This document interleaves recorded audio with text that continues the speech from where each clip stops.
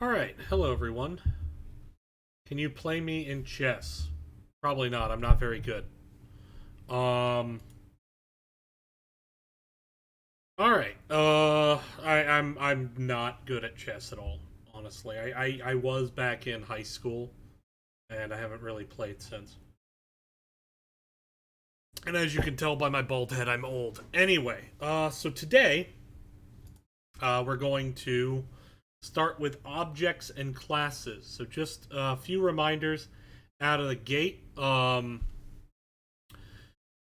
First, Quiz 1 and Quiz 2 are both due tonight. If you haven't done those yet, you need to do them. Remember that while Quiz 1 you can attempt multiple times, Quiz 2 you can only do once.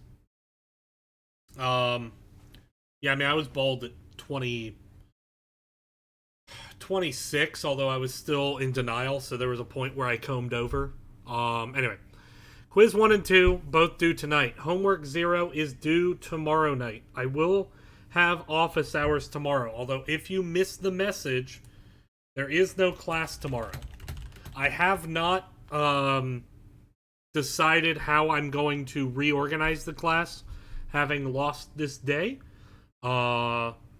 So I will try to have a schedule up tonight, updated, but I am somewhat limited just because I've effectively lost more than 5% of my class time, and so I kind of need to figure out how to rebalance things. So please bear with me with that. Do I need to comment my work for homework 0? So the only thing we are grading on homework 0 are the check marks. That said, I will never tell you don't need to comment your code, because you should always comment your code. Um, but I'm certainly not going to require anything like that on homework 0. You just need to do all of the 10 things, and you need to make sure that you link to the account that I include in the write up directions. Um, from there, homework 1 just got posted today. So what will ultimately happen is you will go onto a website. Namely, that website is Webcat. And it will, hang on, let me make sure that I have the student view. It will look something like this. You will then submit to this website. You obviously won't say view or grade or edit assignment because you're not the instructor and I am. But you will submit the assignment. You will submit your files, your Java files, as a zipped folder, and then it will run some automatic tests. It will provide you a score out of 70. I want to be clear on homework 1.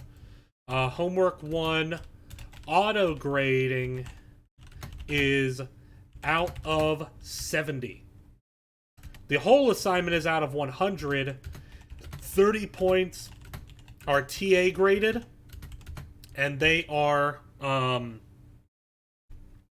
30 points are TA graded, and they are based on commenting, style, etc. The style guide, which tells you our expectations for things like commenting your code, things like how to use white space, how to format, etc. All of that is in the style guide, which is on the homework 1 upload on Colab now. So if you go to assignments, you'll see homework 1.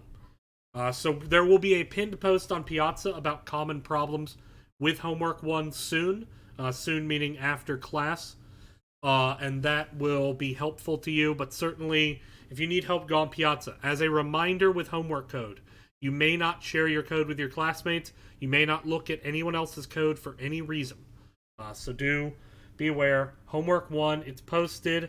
Currently set to be due next Tuesday. It was originally going to actually be due Monday, but because we're effectively losing a day class, even though I will have office hours tomorrow, I wanted to give that little bit of extra leeway. That does, however, mean that homework 2 won't be able to be delayed, because if I push homework 2 back, it ends up a chain reaction where we can't have a homework 5, and we are going to have a homework 5. So just be prepared for that. Are there any questions about the logistics side of things? Any questions about logistics?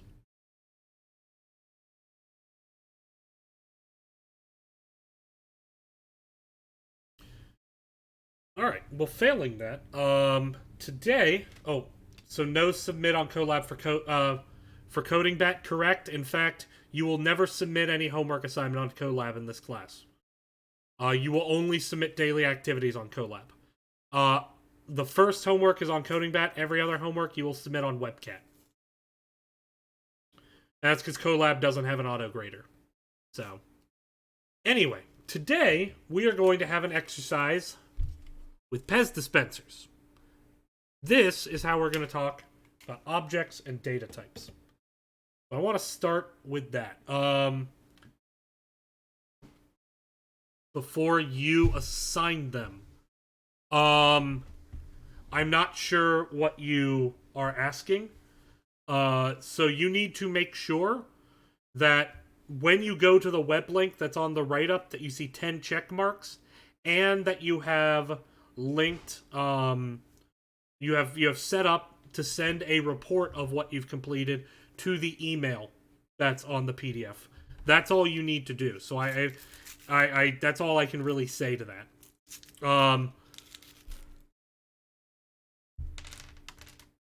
Like before summer class. Oh. So if you have green check marks, you're fine. That's all. That's all I can say. I don't know exactly how WebCat systems work. What I do know is if you have green check marks, you're fine. So with that, today we are going to be playing with Pez dispensers. I'm currently in the process of stacking candy to put inside of a Pez dispenser. And the reason that we're going to do this is we're going to talk a bit about this object and classes thing that I kept hinting at. How things like reference data types are objects. What does that mean?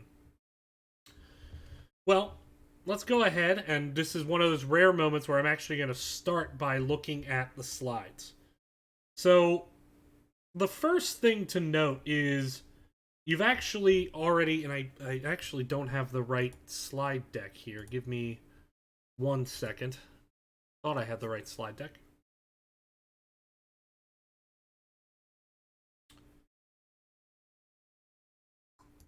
Hang on.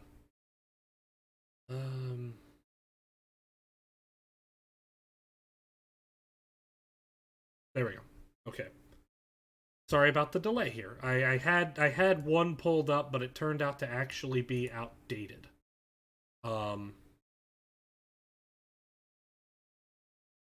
So something that we've already done in this class is we've worked with objects. Whether or not you realize it, you have been doing that. So let's take a minute and let's do just a couple quick examples of whether or not you've realized it, you've been using objects. So I'm just going to call this demo. Public static void main string args. For example, when you have said something like scanner s equals new scanner system.in, which granted you haven't written that, but we've given you that code. This creates an object. This object, this data type scanner, is not something that is built in to Java. It is added to the Java language, but it's not a data type in the same way that int and double are. This is still a data type. You can use it to do things like read. How do we read a line with scanner? Well, we do s.nextLine. No, not has next line. s.nextLine. How did you read an integer? s.nextInt. It keeps wanting to autocorrect for me, and it's kind of annoying. Anyway. We've also done things like array list string a equals new array list.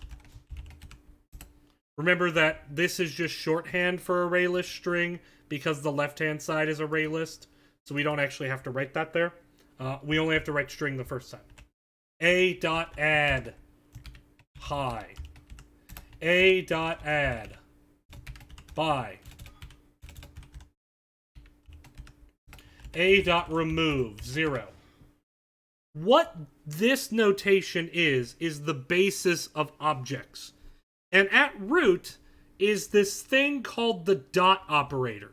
And the dot operator says, take this object, A, and perform this function call on it.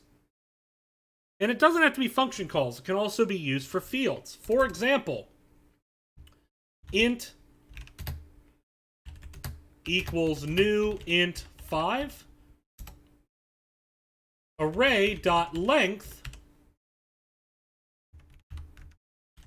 If I did something like system.out.println array.length, this tells me the length of my array. And notice we have dot operator length. If I were to have multiple array lists, which we did in the class yesterday, go to my array list demo. How do we know that when I say words.lastIndexOfGenny to go to the array list of strings rather than the array list of numbers? Well, the reason Java tells them apart is because it's whatever is before the dot operator, that is the object that I am acting on. Words is an object, and I am acting on it by getting the last index of Jenny. So it is thing you are operating on, dot, and then the operation you're performing, or the field you need, or whatever aspect of that object you need. And we can make our own data types that utilize the dot operator to model different pieces of information, such as a Pez dispenser. So we're going to do a quick demonstration here. Give myself some white space to work with. Here, I have a Pez dispenser. If you've never seen one before, the idea is you can load up this sleeve with candy. So let's go ahead and do that.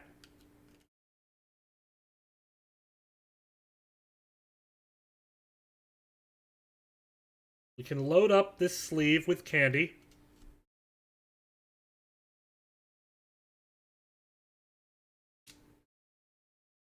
As I have done, it is now full of candy. And then the idea is you pull the head back, a piece of candy comes out, you can then eat said candy, pull the head back, get another piece, and so on. Once it's empty, you can simply open it up and reload it. I have two Pez dispensers, and the idea is by loading my Aladdin Genie Pez dispenser, when I load this Pez dispenser, it has no impact on the Wonder Woman Pez dispenser. That is to say, I use the same operations. I could load the Wonder Woman Pez dispenser, or the Genie. I could dispense from the Wonder Woman Pez dispenser or the Genie. But by acting on one, it has no impact on the other. So the two objects behave the same, but they are independent of each other. And that basis defines the distinction between class and object. A class describes the behavior of a data type. That is to say, this is a model for a data type. An object is a variable used to reference an instance of a class. By instance, I want to be clear what I mean. This is an instance of Pez dispenser, and this is an instance of Pez dispenser. I have two instances. A class you can't hold. This is not the class Pez dispenser. Neither of these are. The class is the idea of how we model these two instances. So does that distinction make sense? The difference between class and instance? Because it is relevant. It will become very relevant to understand that.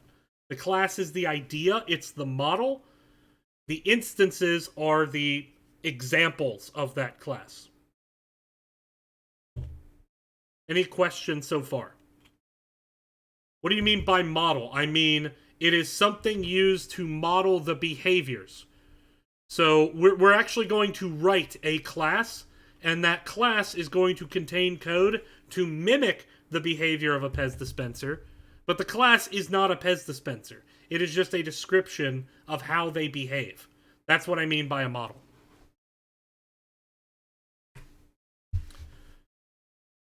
So, with that, let's go ahead and get started.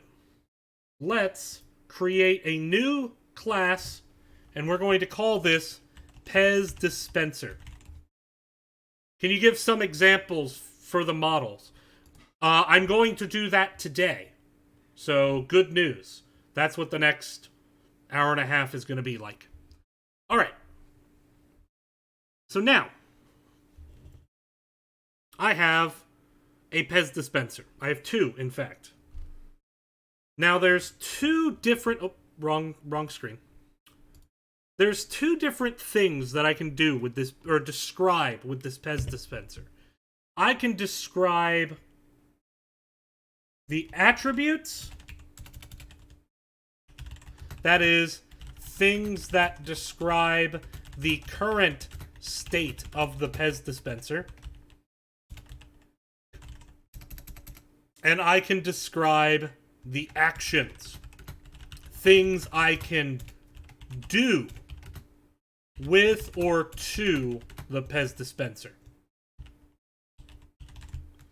So this would be like saying, my attributes are I wear plaid shirts a lot. So I'm wearing a plaid shirt right now.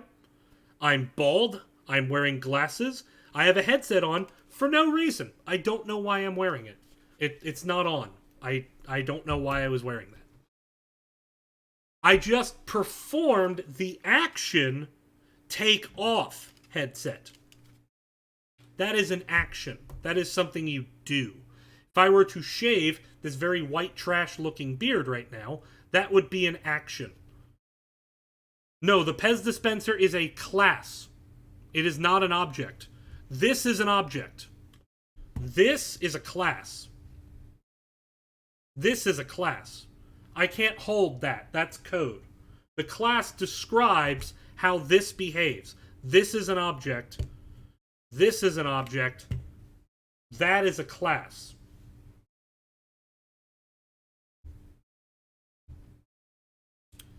But at the class level, I can describe attributes and actions. So, I have two Pez dispensers here.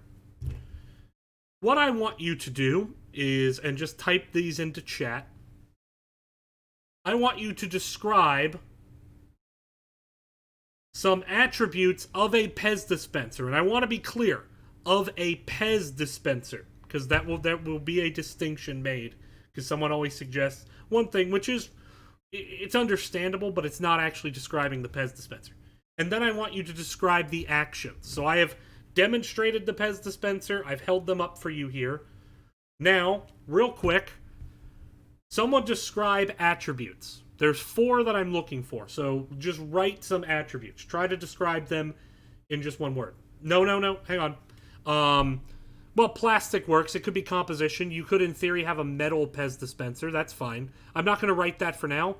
But there we go. That's what I'm looking for. I'm looking for, like, a category of description. So we have... Okay, good. We have the character at the top. Okay, so character head. We have the color. And by that, I assume you mean the color of the sleeve, for example. Mouth and head, well, we don't really need to describe that because that's kind of encompassed by the character name. Like, it wouldn't make sense for the genie to have Wonder Woman's mouth or vice versa. In fact, I think I had a nightmare like that one time, but that's besides the point. Capacity, that's one. Capacity, that is max number of candies that can be held. The maximum number of candies. Filled or not filled, well, there's a problem with that. You're on the right track, but it's a little bit too vague. By which I mean, right now the genie is full.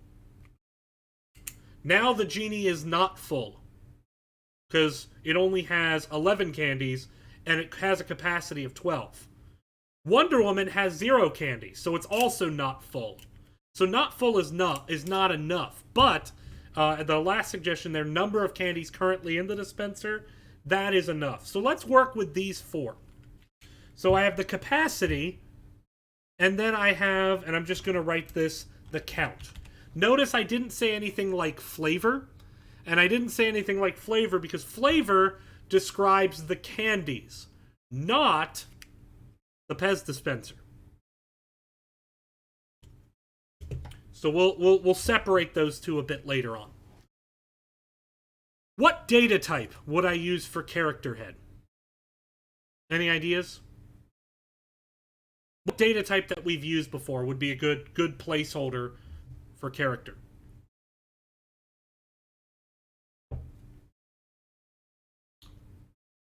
String. Right, that's a good one. Okay. For color, there is actually a color data type, but for the sake of simplicity, I'm just going to say string for now.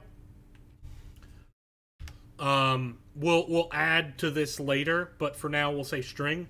With capacity, I'm going to say int, and with count, I'm also going to say int. So let's actually write that into our class now. So I'm going to do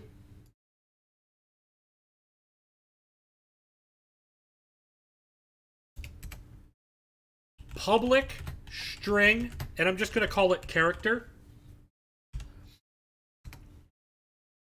Public color string, or public string color. I got it backwards there. Excuse me 1 second.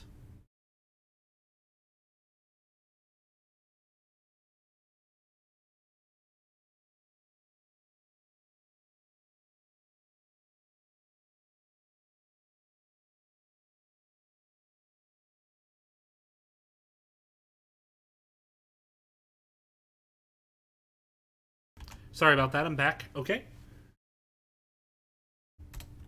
Public int capacity, public int count. So I've described 4 fields. What does public really mean? We'll get there.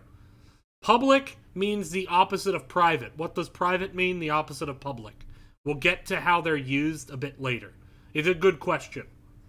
But for now, I'm just writing public because so far we've been writing public. Now notice, I'm not describing functions here. I'm actually listing variables. So now, let's take a minute and let's say, okay, what actions can we do with a Pez dispenser? What actions can we do with this Pez dispenser? Open? Well, I could open, but why would I open? I wouldn't just want to randomly open it. Okay, fill. There we go. So a field is attribute. Yes, field and attribute are interchangeable terms in this context. So I can fill, or I'm going to say load, actually. And I can dispense. I'm not going to add remove all for now. I'm just going to say I can load and dispense. That is, I can open up the Pez dispenser and fill it with candies, and I can pull the head back and dispense. We can add more features later, but let's just start with these 2. So the attributes are stored as variables. The actions are stored as functions. Public void public void load. For now, I'm just going to leave empty. We'll fill it in later. Wrong, don't have screen share on. Public void load and public void dispense. Can anyone think of maybe a better return type for dispense? Could dispense have a return type, and if so, what would be a good one? I'll give you a hint. I have 2 Pez dispensers here, and when I call dispense on Wonder Woman, I get no candy. But when I call dispense on the genie, I get a candy. Exactly, Boolean. We're going to do a Boolean. The Boolean being whether or not we get a piece of candy.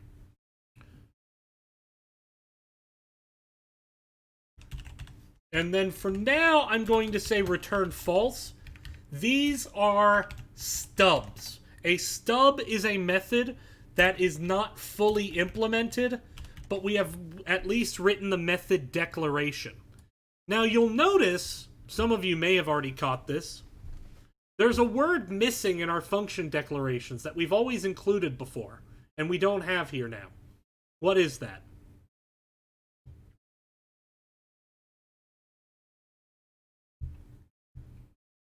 Exactly, static. I just want to put a dog ear there and say, we're going to come back to why static is not here versus why static is elsewhere. And we will get there today. But for now, I just want you to recognize it, but not dwell on it. So let's go ahead and let's move on. So now, what would happen if I were to load a Pez dispenser? Which of these fields potentially would change? If I had a Pez dispenser with a character name and a sleeve color and a capacity and a count, which one is going to change? Well, the capacity won't change because the size is not going to increase when I load it. It's only the count, exactly. And I'm going to say that the count is set equal to the capacity. That is, when I load my Pez dispenser, I am loading it to capacity. And it doesn't matter if the Pez dispenser is initially empty, or let's say it's half full. Let's say my Pez dispenser were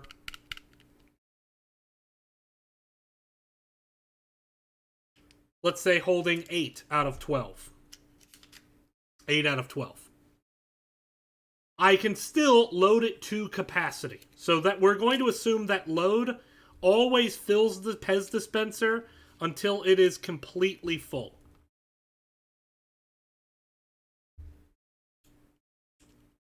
And I'm very bad at loading Pez dispensers. It takes time. So we're going to say count equals capacity. To that end, what do we do in dispense? What changes in dispense?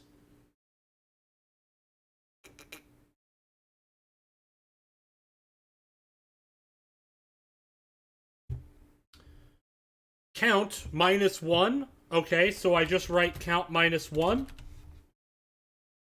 Or what do I do?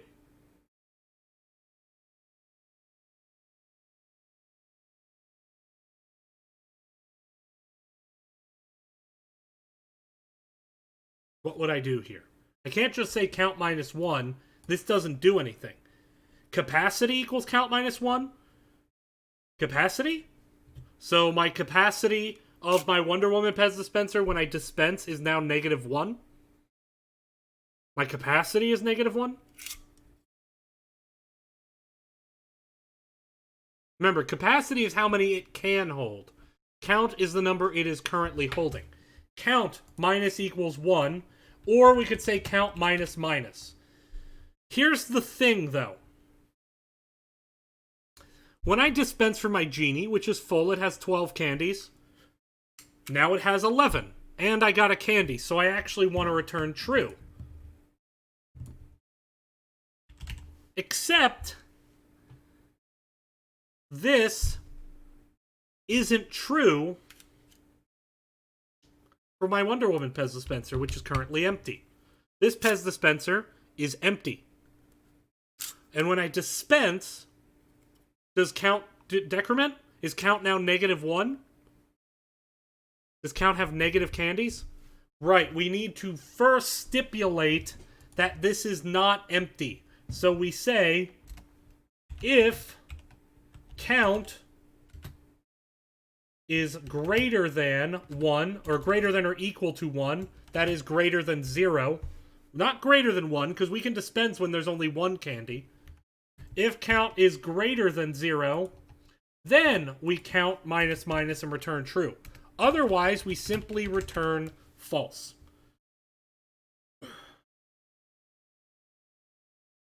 That is to say, I get no candy. False. I get a candy. True.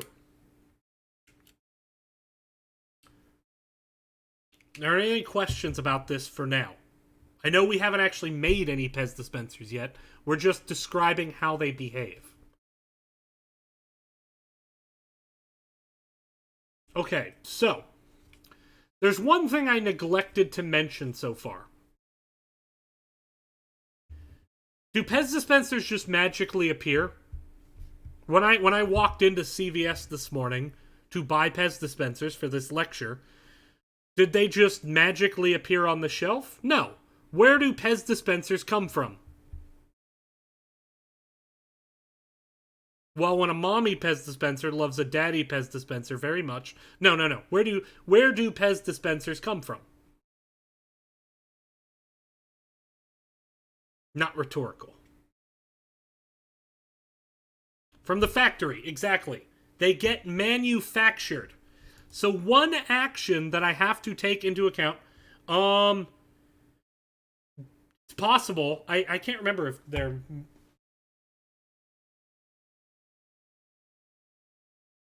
It doesn't say. Hang on.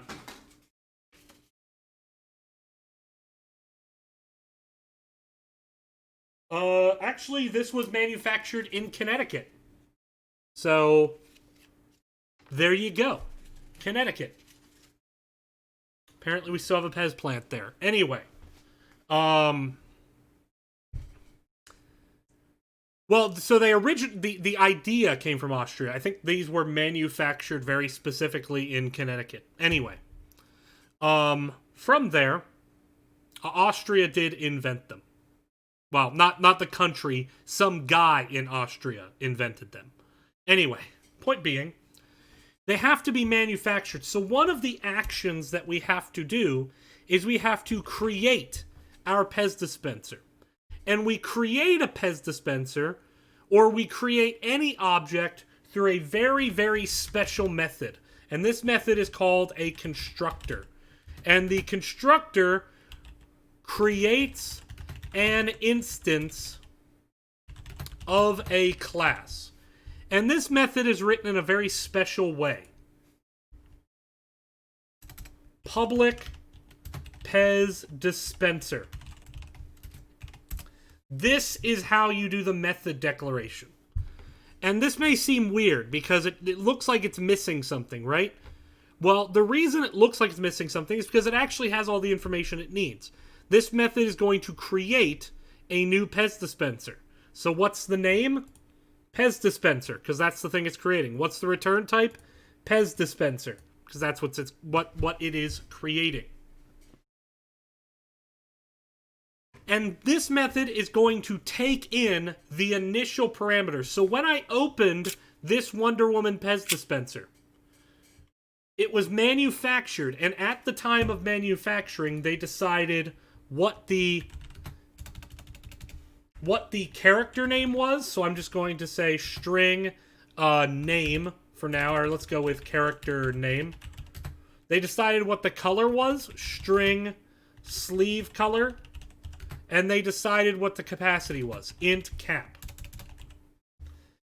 At manufacturing time, they did not set how many candies it is holding, because the number of candies holding is 0.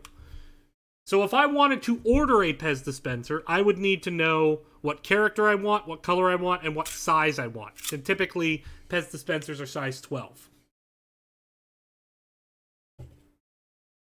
Methods and functions are interchangeable in this context. These are all functions, and these are all methods. They're not different. There's a difference between static functions and methods. There is a difference there, and we will get to that difference later when we get to talking about static. And all I'm doing is I'm going to think of this like ordering a Pez dispenser custom. I'm going to create a Pez dispenser where the character variable is set equal to the character name, where the color variable is set equal to the sleeve color input, and where the capacity variable is set equal to the cap.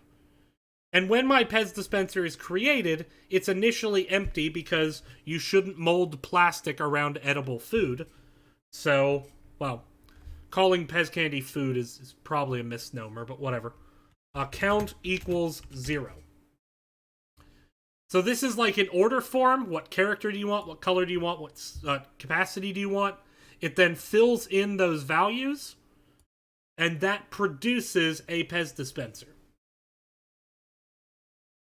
So let me expand this so everyone can see this. Here is our starting point. Are there any questions about this code so far? I know I have not used it yet. I'm going to show you how to use it in a second. But are there any questions about this code?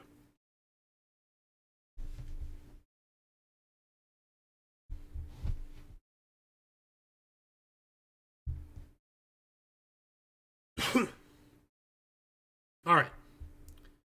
So now, let's take a minute and let's write another class. New class. I'm going to call this Pez Demo. And in this class, I'm going to have a main method. Notice I have no main method here. I'm going to write a static main function. Public static void main string args. And I'm going to create a Pez dispenser. Let's create my Wonder Woman Pez dispenser that I have here.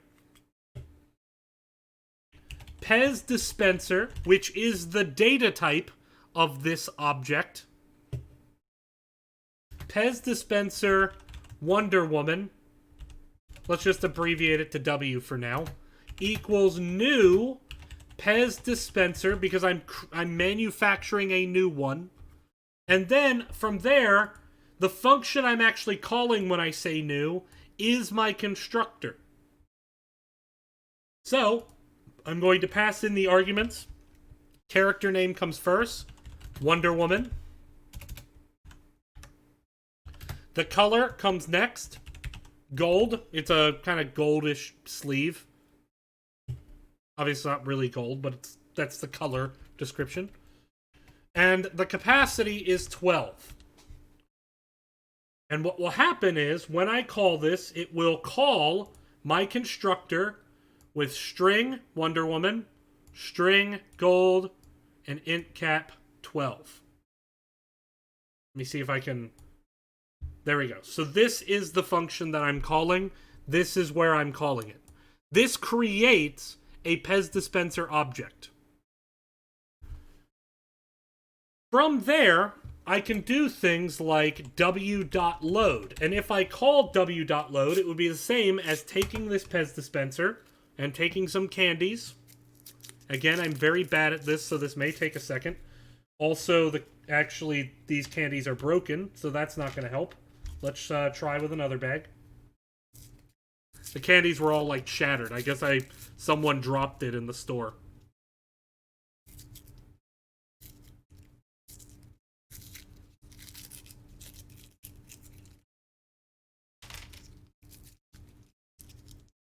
Apologies, this is taking a bit. As I said, I'm bad at this. I'm not very... You think I'd have better dexterity as much as I've played games in my life, but I simply do not.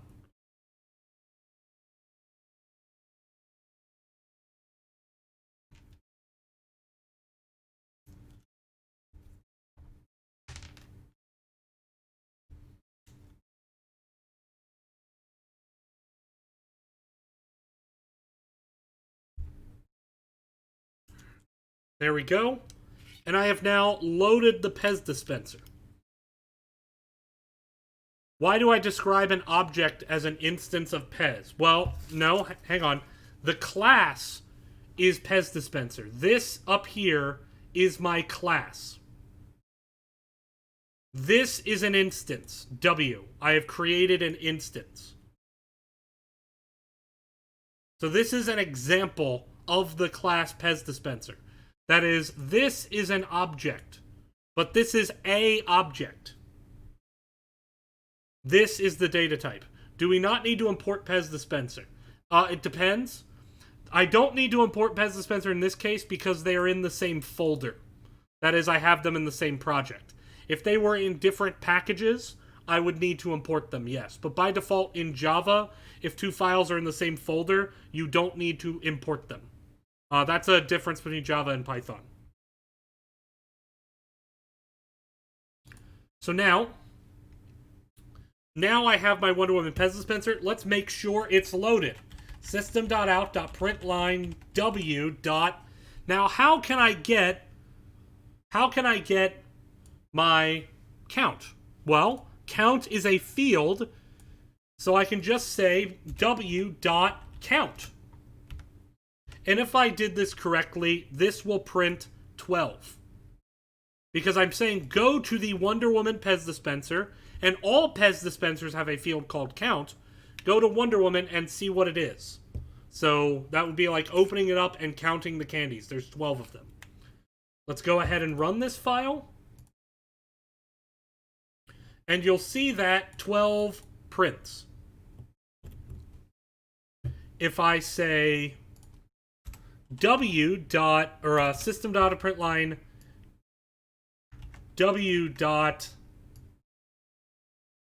character, it will print Wonder Woman, because that is the character. Now let's model our other Pez Dispenser Genie, and for now I'm going to empty Genie because we are manufacturing it from scratch, and it came out of the box empty.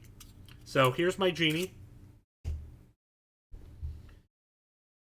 So in the same file, I'm going to create a new Pez Dispenser. Pez Dispenser G equals new Pez Dispenser Genie. It has a blue sleeve. And it has size 12. Or capacity 12, I should say. Now, if I don't ever load Genie, I never call load, but I print the same things,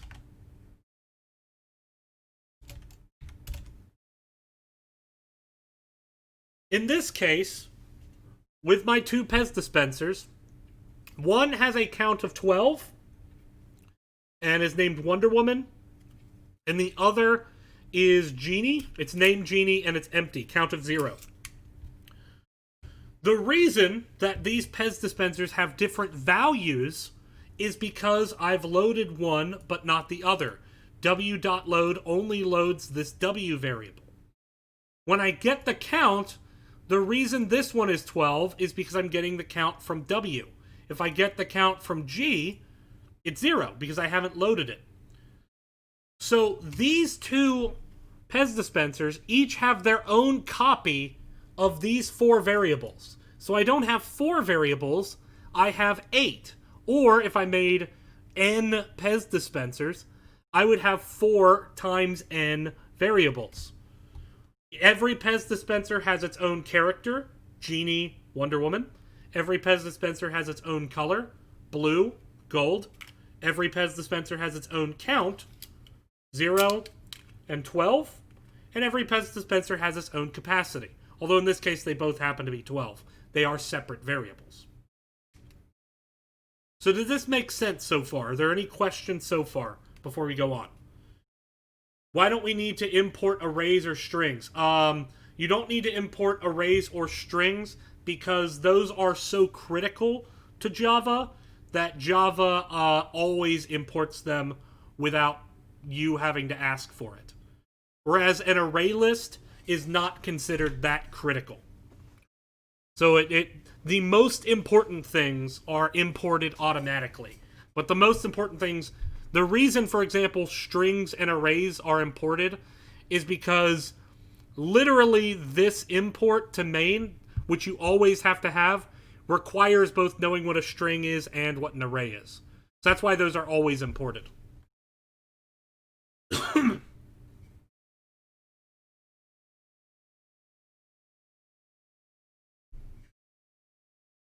All right.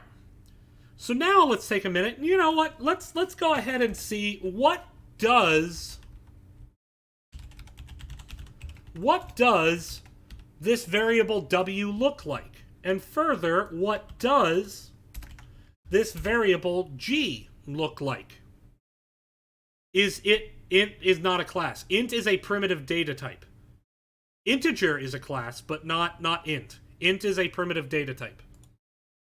We went over that difference tomorrow, so if you're still confused on that, after this lecture, go back and watch that. Because I spent a lot of time on the difference, but I can't today.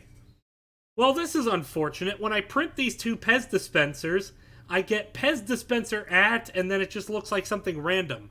What is this? Does anyone have a guess as to what this is that I'm highlighting?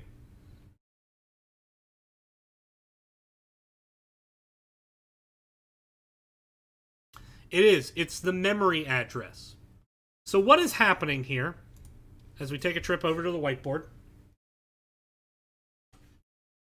What is happening here is that we have our stack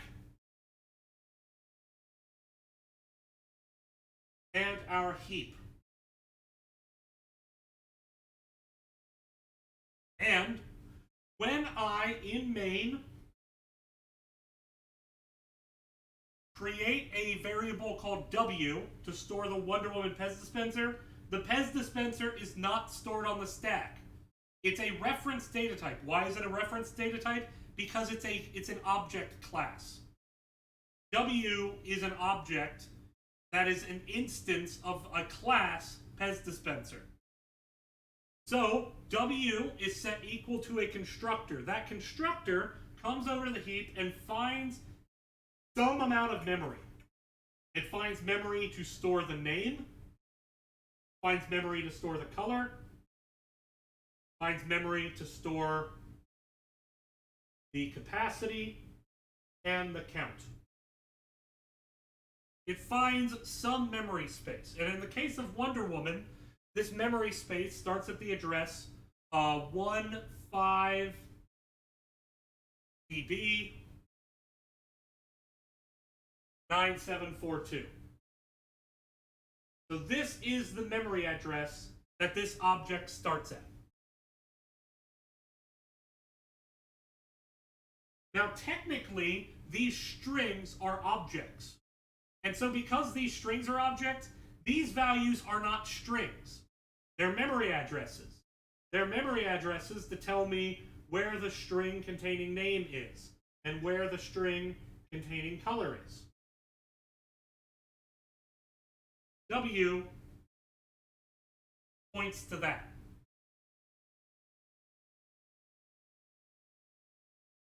Just occasionally stepping up to see if there are missed questions.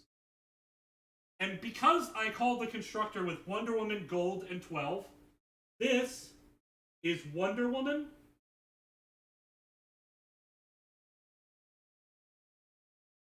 This is Gold. And the capacity is 12, and the count is 0. And again, the reason that these are references, whereas the integers are just the values, is because these are objects. And so when it allocates space, remember, these memory addresses take up the same size of ints. This whole space is 4 ints worth of space, or 16 bytes. The strings have to be stored separate because a string's memory requirements change depending on the size of the string. If I double the size of the string, I need twice as much memory to store those characters. So these are stored, because they're a reference data type, separately, and then this contains a reference to that. I don't know where these memory addresses are, but it turns out I actually don't even care where this is. It's just worth knowing that that's where that comes from. Similarly, when I create G, I create the variable G that also allocates space for name, color, capacity, and count. By the way, I know I'm illustrating these somewhat like arrays. These are not arrays. I want to be very clear about that. This is not index 0, 1, 2. That doesn't work that way. This is name, color, capacity, and count. G points to this one, which has the name Genie, the color blue, capacity 12, and the count 0.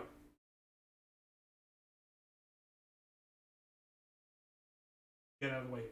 Are there any questions about this diagram?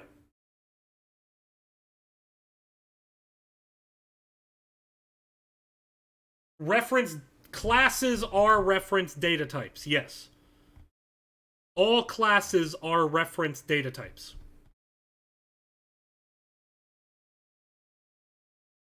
Objects are stored in the heap, correct.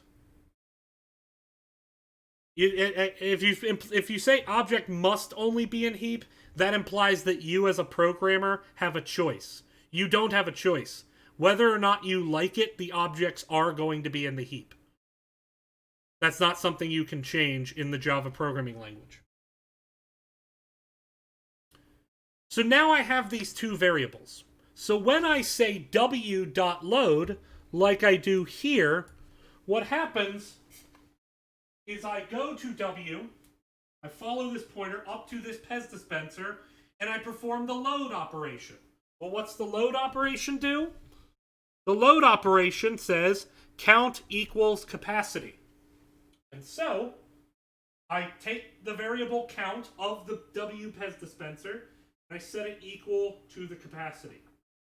12. There we go.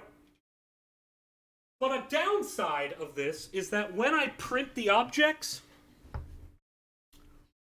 this doesn't actually help me very much, right? This doesn't really tell me anything about what the object state is, what the variables are. This just tells me that the thing is a Pez dispenser and that it's stored at this memory address. And we've run into this problem before. When I've said something like int array arr equals 531. If I do system.out.println array, well, I have a problem. It's just going to do bracket I, which is short for an array of ints, at memory address. But when I'm printing an array, chances are I don't want that information. What I want is I want something like 531 to print. And we've shown a way to solve this problem. We have done system.out.println arrays.toString arr. But there's another way. And what we're going to do does not look like this. There's another way to get a meaningful print statement here. Besides, printing everything out one at a time like this. We could do that, but there's a way to get this to print something meaningful. And that way is the toString method. You have to very specifically write the method this way. Public string toString. And the point of this method is to it doesn't change W. W won't be changed. It's to produce a string that summarizes whatever instance this is being called on. So I could do something like, first define an empty string, string s equals, and then I can do s plus equals name plus character, s plus equals, and what I'm going to do after that is I'm going to add a new line character. And if you ever want to add like an enter, like when you hit enter and it goes to the next line, this is what you do. It's /n. This means go to the next line. Then I'm going to do /t. That's the same as hitting tab on your keyboard. /t color plus color plus /n. S plus equals /t holding plus count out of plus capacity plus candies. Return S. And I'm just going to write this for now, and the point of this is to have all of my fields visible. So this will make a string that contains my name, my color, and the number of candies I have out of the possible capacity. So let's now, notice nothing up either sleeve. I have short sleeves. I have not changed anything in my Pez demo file. Nothing has changed. I'm still just printing W. But now, notice that instead of printing Pez dispenser at memory address, it prints whatever the output of my toString method is. So whatever this method toString returns, that is what it's going to print instead. So just to clarify that it is the toString method that caused this change, let me real quick.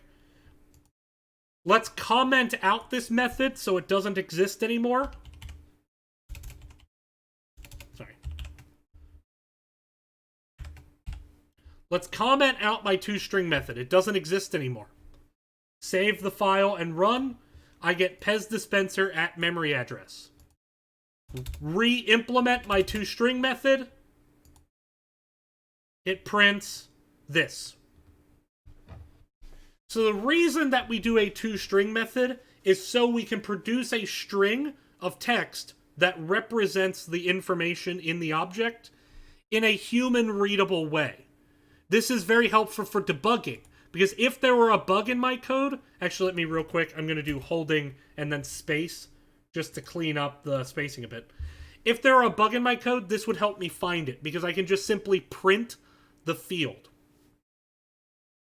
Are there any questions about this so far?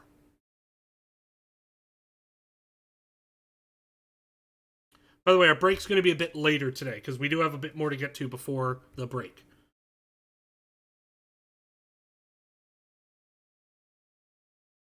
So, from here, I do want to note that we don't just have the ability to print these fields. We can access them by just printing them like this.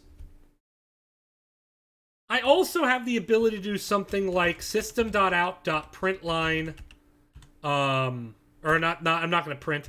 I also have the ability to do things like g.count equals 12.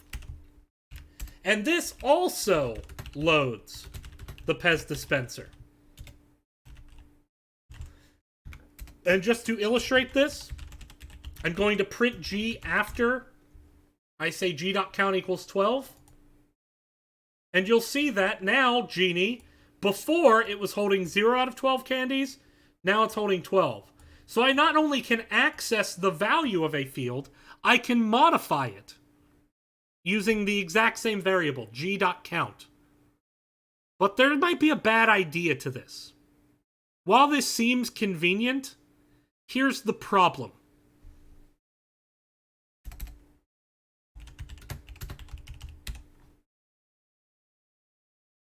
Should I allow users to do this? Does this seem like a good idea, that a user can just say my Pez dispenser's holding 5,000 candies?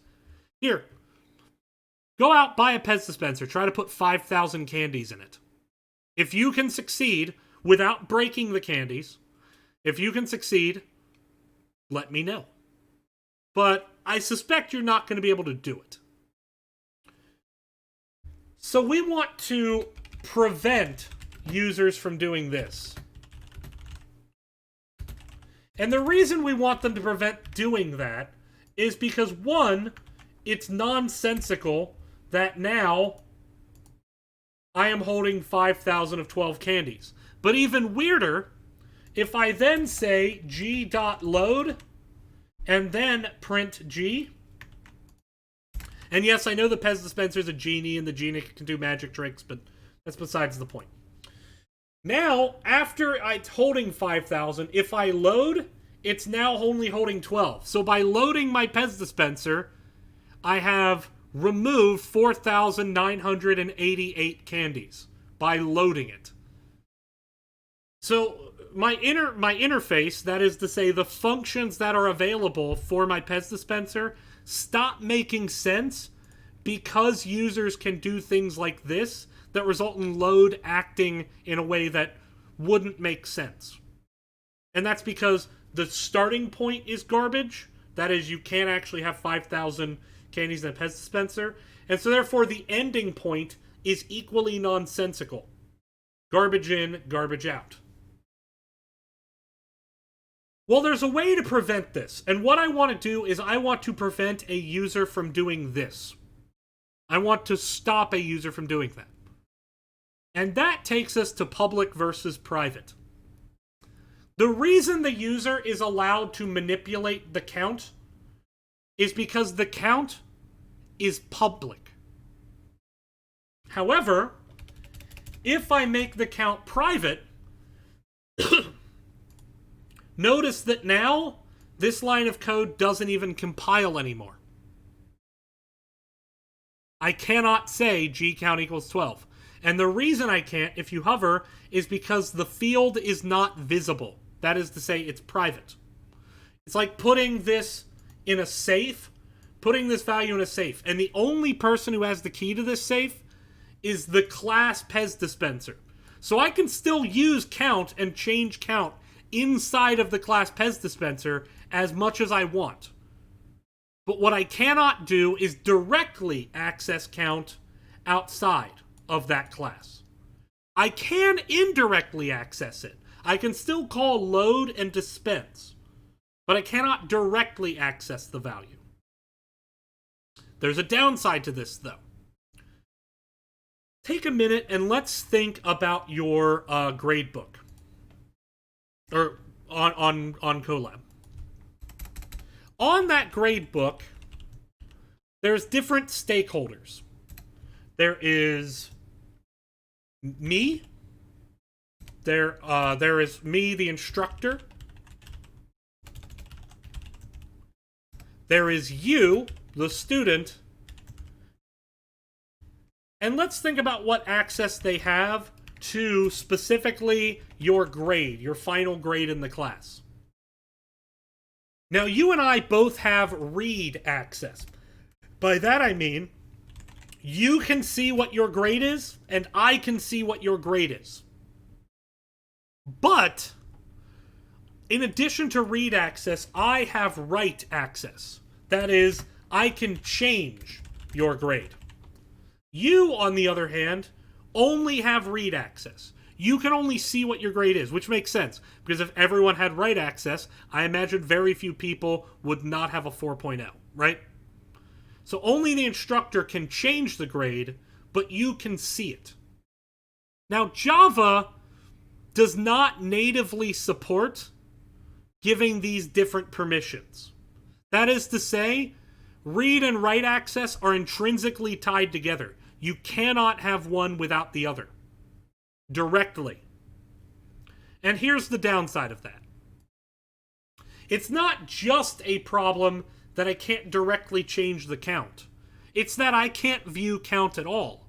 And so these two lines up here, w.count and g.count, simply don't exist anymore. They simply don't exist anymore. I can't access them. The variables exist, but I'm not allowed to access them from outside of the class. But there's a way around this. There's two types of functions you can write. Accessor, often called getters, and mutators, often called setters.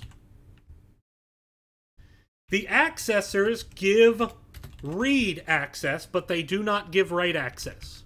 The mutators give write access, but they do not give read access. And these methods are the easiest methods you will ever write. Let's write a getter for count. Well, what is the data type of count? It is int. So, we're going to write a function public int get count. The method name getCount very clearly communicates what it's going to do. It's going to give me the value of count. And since count is an int, this method must return an int.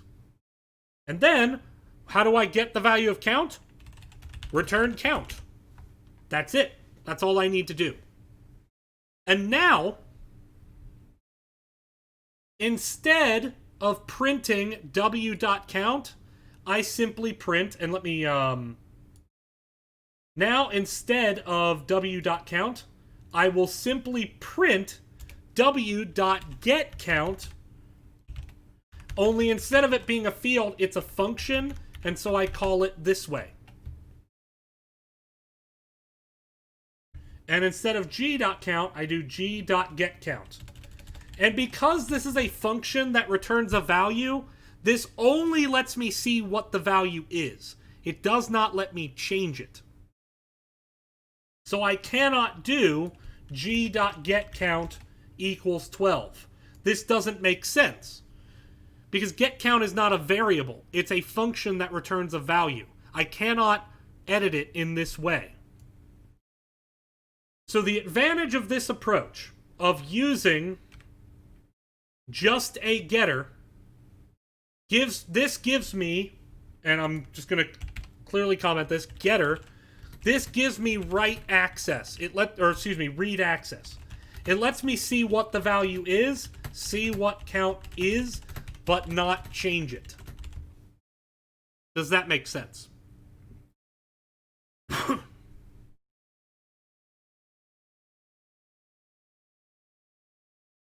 Similarly, if I wanted, and I'm not saying I want this, I'm just showing you how to write a mutator. Let's say I wanted a mutator on count. I wanted someone to be able to change it. Why can't we print line and array list without a? Why can we print line and array list without a method like string? Because the array list class has implemented the toString function to print the contents. So there actually is, somewhere out there, an ArrayList.java that has implemented the toString function such that it goes through each element and prints it, rather than printing the name of the class and the memory address.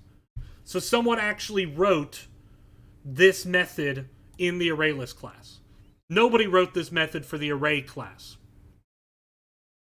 And if you ask me why, I don't actually have a good reason for that second one. I don't know why. It's just what they did. They didn't ask me. I didn't get to share an opinion. Anyway, so now let's quickly write a setter. Write access. Change a value. Public int, or public, void, because this won't return anything. Set count. And this is going to take in int new count. And from there, I simply say count equals new count. And that's all I do. And if I were to give this mutator,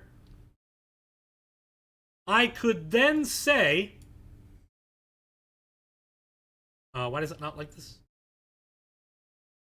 Oh, I haven't saved yet, that's why. I could then say, instead of just saying g.load, I could also say g.setCount12. So this is a getter, and this is a setter. Are there any questions about this so far?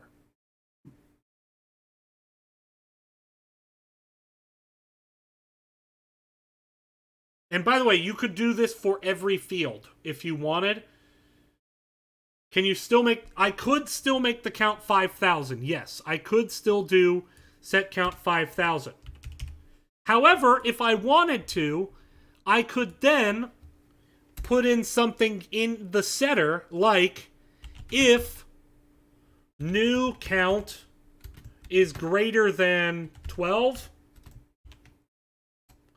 new count equals 12. And this would prevent me from setting an illegal amount. And similarly, I could do it else if new count less than 0, new count equals 0. So I could still, within this setter, limit what values you can set it to in this way. But this would still, most setters are just going to look like this. It's just doing that as an option. But in this case, for the sake of simplicity, let's say most of your setters are going to look like this. So now, and I need a second to do this, I'm going to upload a file onto Colab. Let's see.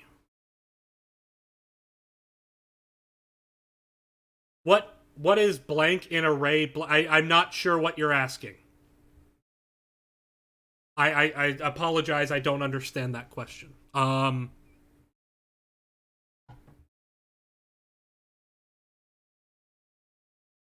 not sure what you're asking. I've never used the data type array blank. I apologize, but I'm not sure what you're. I've never written something like array. That I've never written that, so I'm not sure what you're asking. Arrays. So again, array is a class, and there are instances of that class.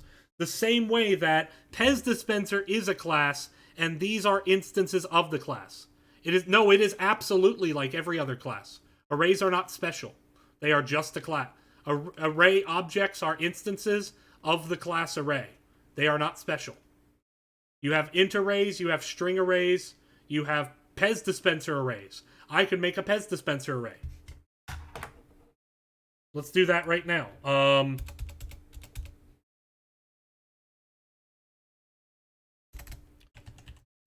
Pez Dispenser array, PDs, equals new Pez Dispenser 2, PDs 0, equals W, PDs 1 equals G. I use a constructor. I can set the values like that. This has fields like PDs.length. That's why I apologize. I'm not understanding what question you're asking. Because this is the array part. This is making an object that holds multiple Pez dispensers. All right, so I'm going to upload a file real quick. Just give me 1 second to do this.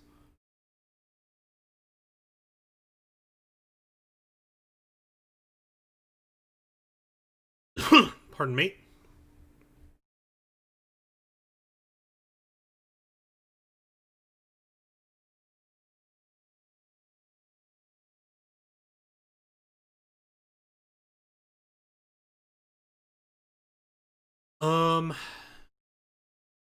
What I actually... That's right, I don't have a file for this. What I want you to do is I want you to describe a class. And I want you to try to just simply describe the fields, the actions. So that is to say the fields, the attributes, the actions, the methods. I want you to just write them. You don't need to implement them. Just write what the fields are and their data types and what the methods are. And I want you to do a microwave. And this microwave can do multiple things like cook food for a duration. It can defrost food for a duration. And when you're defrosting a microwave, you use a lower power. And it can pop popcorn. Describe, and you can just basically, you could write this as a class, but during this break, because we are about to go on break, try to, and you can hop in Discord, talk to each other, describe what kind of fields you would want, what kind of methods you would want, etc. You are not submitting this, but this is something to just start working on with your classmates and start thinking about how you would implement this, given the Pez Dispenser class we have so far. And by the way, the finished product we're going to end up with today, because we're not done with Pez Dispenser, the finished product is already uploaded, so you can take a look at that if you want. But we'll be right back. We're going to be back at 25 past. So a 10-minute break.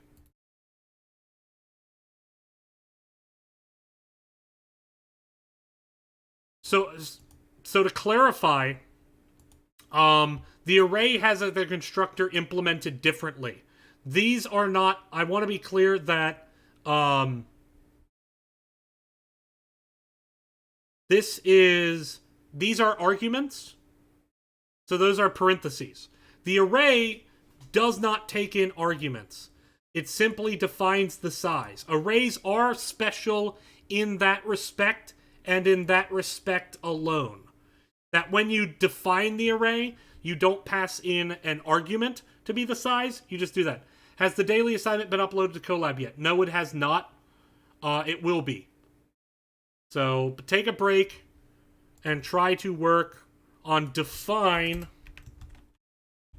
fields and methods for this class. We'll be right back.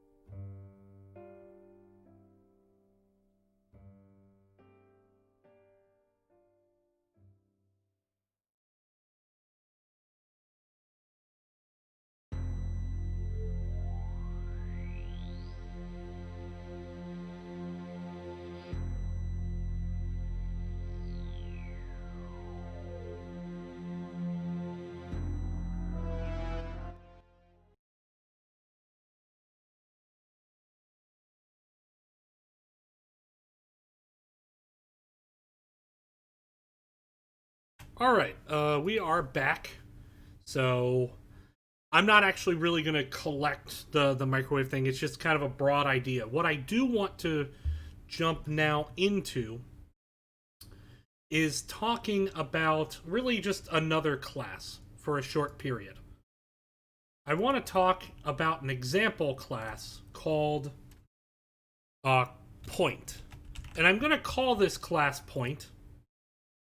And the idea is this is a point on a 2D plane. So how would I create such a class? Well, certainly if I have two coordinates, I need two variables. Let's go with private double x, private double y. I then need a way to create a point. And so I'm going to create the point with public point. And then I can say double x, double y. And then from there, I simply need to set x to x and y to y. Now, I could try that with something like x equals x and y equals y, but is that going to work? Is this going to work? Well, the problem is, if you hover over this, it's going to say the assignment to variable x has no effect. And this has to do with variable scope. You see, now, my problem is I have two x variables. I have the field x, which is on the heap, and I have the local variable x, which is on the stack. And Java, by default, shops locally. Java is a very conscientious shopper. It shops local. And so as a result, this actually just changes the value of this x to be equal to this x. So what I need is some way to tell Java that while I want this x to be my local x, I want this x on the left-hand side to be the instances x. How can I do that? The way I do that is with a special keyword, and that keyword is this. I could name it different, and that's what I did earlier, but that's actually kind of ham-fisted. This is another approach. And what this .y means is it means this being the instance of the object that I am creating. Set it equal to x. So this allows me to distinguish the x up here from the x down there. From there, I could write toString, public string toString, and just simply do something like return this .x plus this .y. And I actually forgot to put the parenthesis there. And this could be a simple class. Now I want to point out here, I don't need to say this .x here. Because there is no other x variable, right? There's no other x variable in this function. So I could just say x, and Java, seeing no other x to turn to, will choose to use this x. But this .x always means that instance's x variable. So if I have two different points, a and b, a dot toString will reference a's x variable, b dot toStrings will reference b, and it's irrelevant whether or not I have the this keyword here. The this here, this is implied. I don't need to explicitly say this dot. I do have to say this dot here. I have to be explicit this because I have to distinguish my local x from my field x.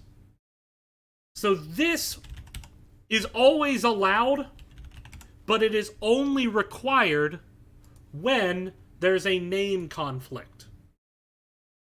Let's give other examples of this. Let's write some getters and setters real quick. Let's do a getter and setter just for y for now. Public get y, and that's going to be a double.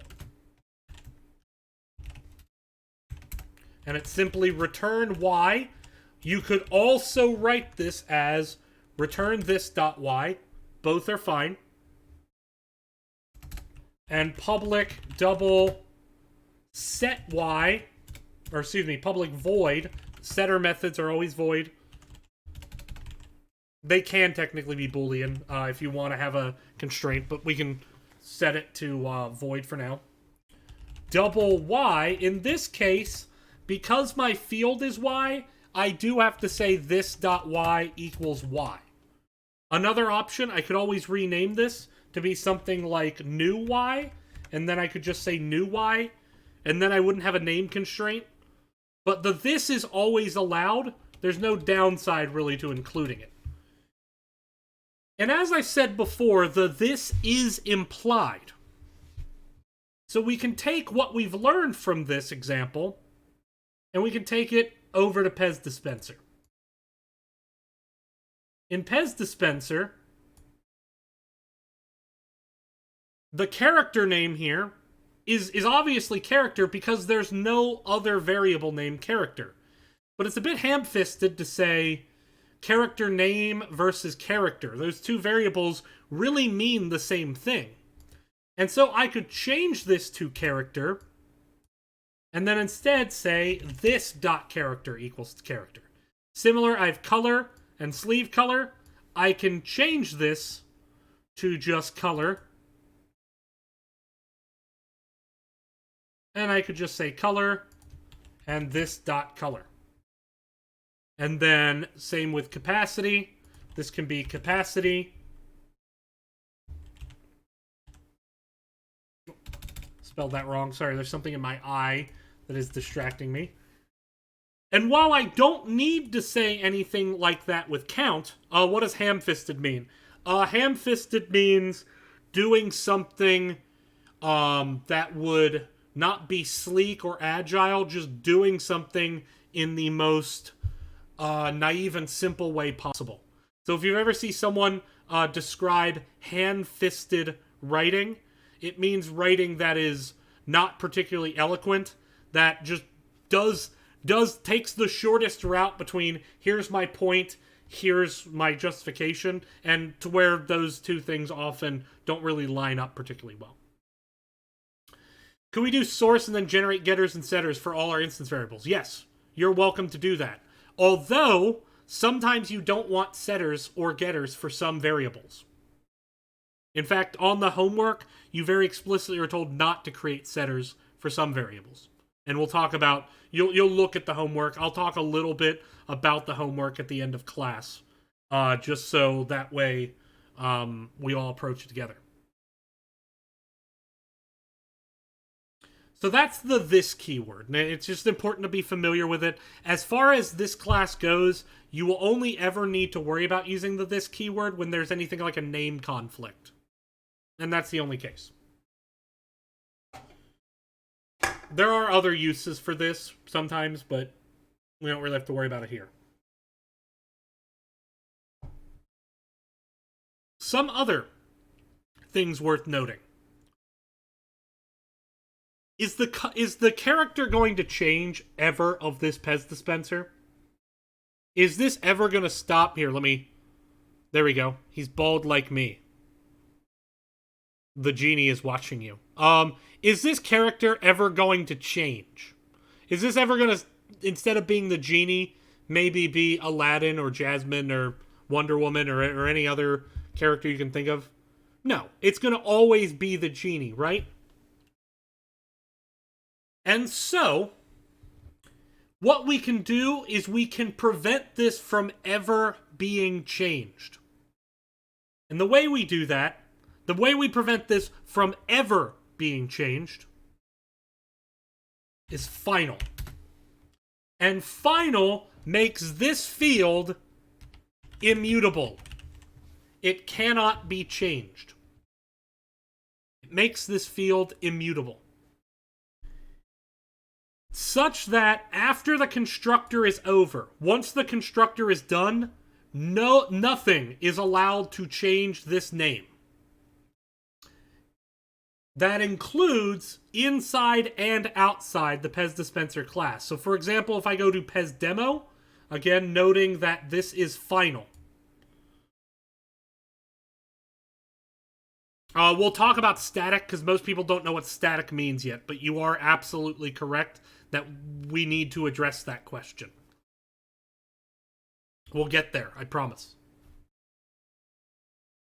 Here is how strict that rule is. In this class, I cannot say w.character equals, let's say instead of, does Wonder Woman have a, I have to admit, I don't like comic books that much. I don't really like superhero movies at all. And, does Wonder Woman have like an alter ego? Like Batman is Bruce Wayne, Superman is Clark Kent?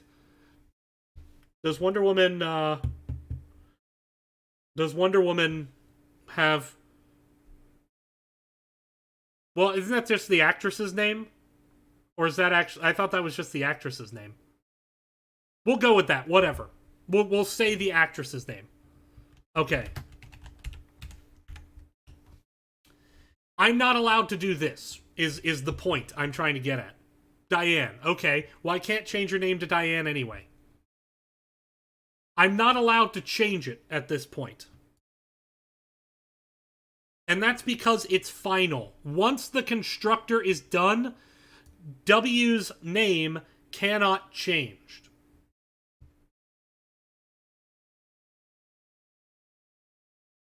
But it's not just here I can't make the change. I also cannot, let's say for whatever reason, that when I load the Pez Dispenser, I want to say character name, character equals Diane. I'm not even allowed to do this. Because character is final. It cannot be changed anymore. So it is stuck there forever. So the question was, would that mean set character name doesn't work? So I have not written a method set character name. So to be clear, a getter and setter only exists if you write them. And I haven't written one yet. But you basically could not write a set character name method at this point. Because you can't change the name of the character. I could spray paint the Pez Dispenser. That could change the color. But I'm not good at molding plastic, so it's going to say it's going to just stay Wonder Woman. In addition to that, I want to note that every standard Pez Dispenser is size 12. It does not matter what Pez Dispenser you grab, provided it's a standard one. There are actually non-standard Pez Dispensers. But let's say this class is only modeling standard Pez Dispensers. If I'm only modeling standard Pez Dispensers, the capacity is always going to be 12. And if the capacity is always 12, does it make sense? Let's say I had a dozen Pez Dispensers. So I have a Pez Dispenser down here, and one here, and another here, and another here. And let's say I have all these Pez Dispensers. Does it make sense for every single Pez Dispenser to have 4 bytes dedicated to storing the number 12, which is always going to be 12 and never going to change? Does it make sense for every class to do this? Not really, right? If every single Pez Dispenser has the same capacity, I don't need a separate variable for every Pez Dispenser to hold capacity. That's just redundant at this point. The way I can then describe this is to say that capacity, and I'm going to separate it out here, capacity doesn't describe any one Pez Dispenser. Not about a single Pez Dispenser. Rather, it is to say that this is a shared variable, or in this case, constant, and we'll distinguish those in a second. This is a shared variable that all Pez dispensers share. That is, every Pez dispenser only needs one variable between all of them. Not every Pez dispenser needs its own capacity. If they're all going to be 12 anyway, we don't need every single instance holding the variable 12. So to that end, we can describe this first as final.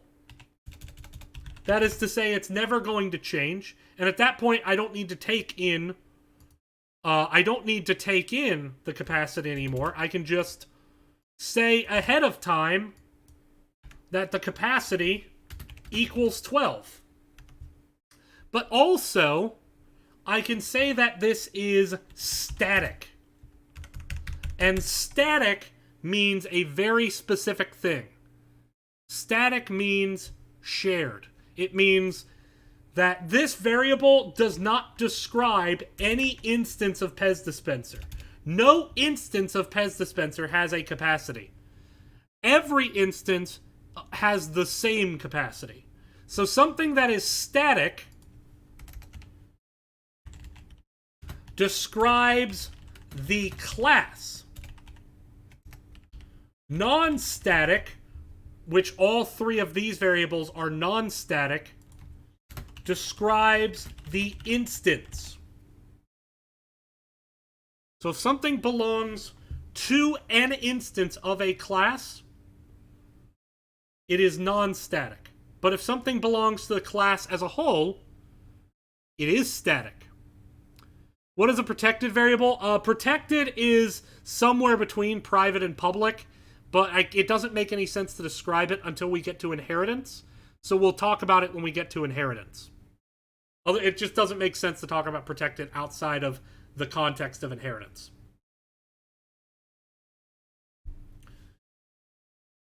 So from there, let's take a minute and let's go back to our demo class, and let's go back to when we talked about functions. I've actually been writing this class in function. Oops.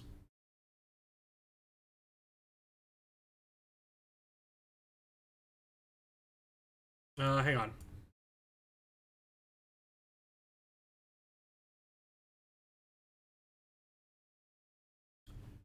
I did... Oh, yeah. These now just have to be right. Alright. So let's take a minute and let's look at from class on functions. Let's take a look at this reference, which we wrote last time. Notice that reference has some static functions, like get value plus 1 or closest to. Let's try to call this closest to method, print closest to, that takes in an array. But let's not call it in reference. Let's call it in PezDemo. So let's say I have an array, int array x equals 10, 7, 9, 3. And my closest to should be 10 and 9. I could try to call print closest to x, but Java doesn't know what I'm asking. So what I need to do is to inform Java, well, hey, I'm trying to access this reference class. But the problem is this reference class, it has no instances, right? I don't have any variables. I don't have any fields. Every function is static. No, you're not correct about import, actually. Rather, I just need to tell Java where to find the function. And this function is in the reference class, reference.print closest to. And that's all what I need to do. I can tell Java, go to the reference class and call the function print closest to. I don't need to make an instance of the reference class to do this, because this function is static. Static means it doesn't belong to an instance. It wouldn't make sense to make an instance of reference. I don't have a constructor. I don't have fields. All my functions are static. So I just directly access the class through reference.print closest to.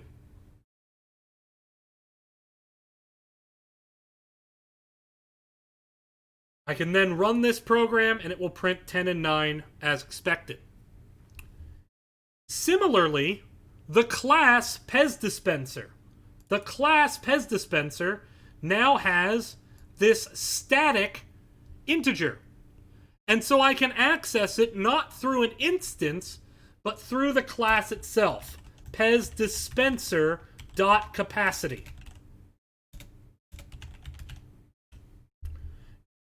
And I can do system.out.println Pez Dispenser.capacity.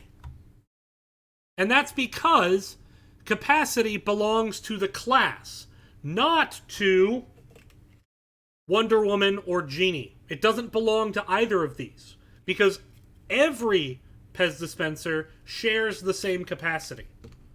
And so, when I run this, I get 12, which is what I would expect. However, I cannot do the following. Pez dispenser.load.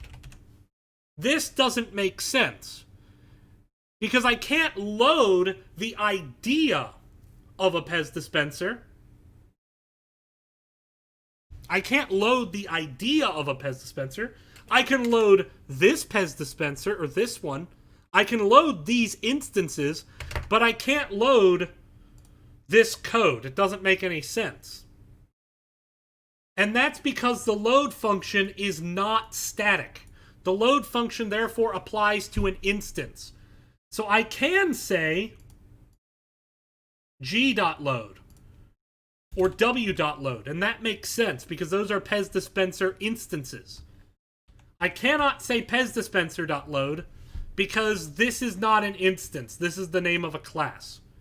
So you access static things through the class name.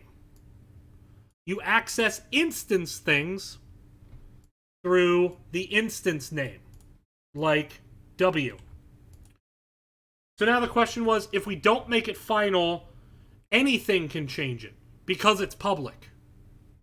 So if I didn't make this final, because I left it public, in theory any class could change it, and it would change it for every instance, because the variable doesn't belong to the instance, it belongs to the class. So if I were to change it to, say, 14, every Pez dispenser's capacity would be 14. Because it's only one variable that they all share. Are there any questions about static versus non-static?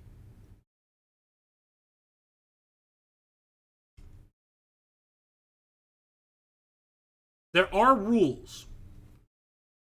Static methods. So if I have a static method, it cannot use the this keyword. It cannot use the this keyword. That means to say a static method cannot directly access, in the case of Pez Dispenser, if we added a static method, it cannot directly access any of these fields. But it can indirectly. For example, I could write a static method, public static void empty Pez dispenser.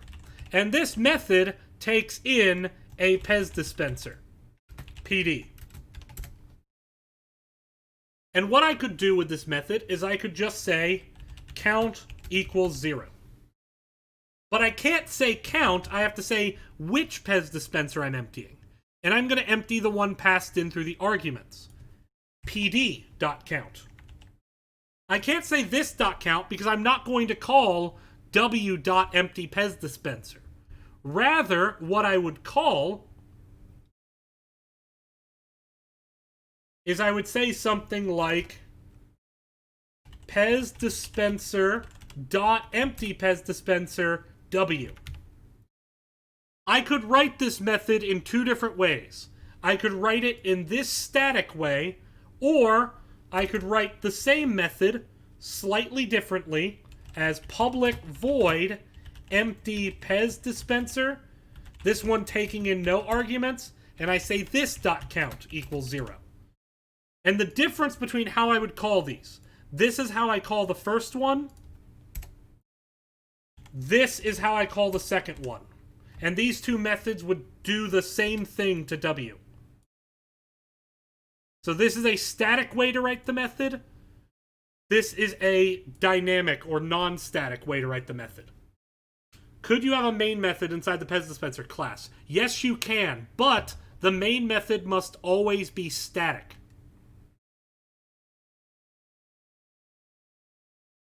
By the way, you can call the main method at any class. I could call the main method in reference.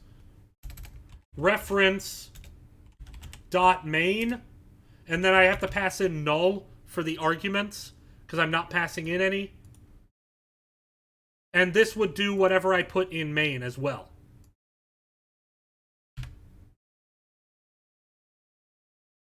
Void methods. So void methods don't have to return something. They can have a side effect. So for example, load is a void method. But the very act of calling load, which is void, changes what the state of W is. So if I print W.getCount before load, and then I call load, and then I print it after, notice it's 0 before, it's 12 after. Even though load doesn't return anything, it has a side effect. So generally functions, there's two ways to think of what functions do. The first is what they output. And the second is their side effects. And the output is very specifically what is returned. So this is where it gets a bit weird. System.out.println doesn't return anything. It has no output. It has a side effect of printing to the console. But that's not output. That's a side effect. And that seems a bit weird. But it's because it's not directly related to return types. W.load has no return type, but it has a side effect of changing the object W.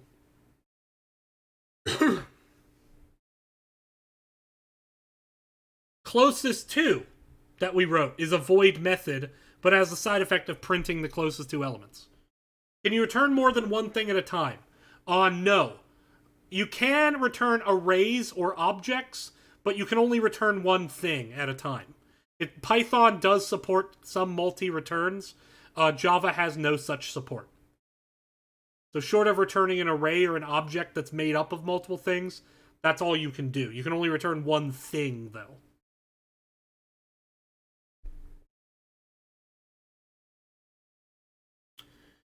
Alright, so now, the last thing I want to talk about is equality, as it relates to objects. So, let's write another class. New class. Let's actually use our point class. Can you clone objects? There is an interface clonable, but you have to write your own clone. There's things involving, you'd have to look up terms like deep copy, etc. I don't have time for that today because I'm already kind of running out of time. And I want to make sure I cover the equals method because the equals method is on the homework. Let's consider this point class. In this point class, I have, let me just shrink this back down to one window. I have these two fields, X and Y, and I have getters and setters for X and Y.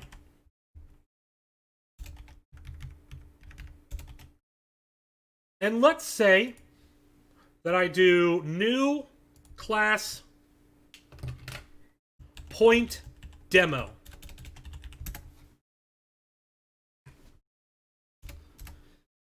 And now I'm going to say, okay, public static void main string args. Point A equals new point 2, 3. Point B equals new point 2, 3. My question to you is, are these 2 points equal? Not at a Java level. I just mean from a mathematical level, these points are equal, right? They're the same point. But dot println a equals b. This will not print true. False. And here's why.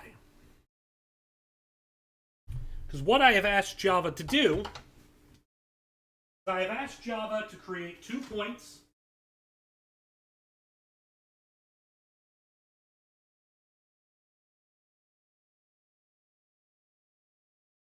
I've asked Java to create 2 points. I've asked it to create point A, which is xy 2, 3, and I've asked it to create B,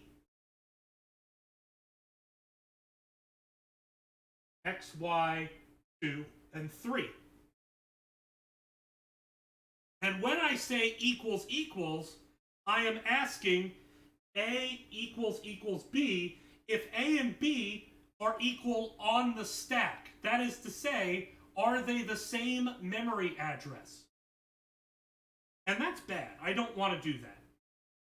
Now, with strings, we had a way around this. With strings, we could just do A dot equals B. So let's check if that works. Still false. Well, here's why this is still false. Because I have not written a method called equals. Remember how we talked about how the toString method, by default, if I print something, if I don't define a toString method, I'm going to get, let's just real quickly show, I'm going to get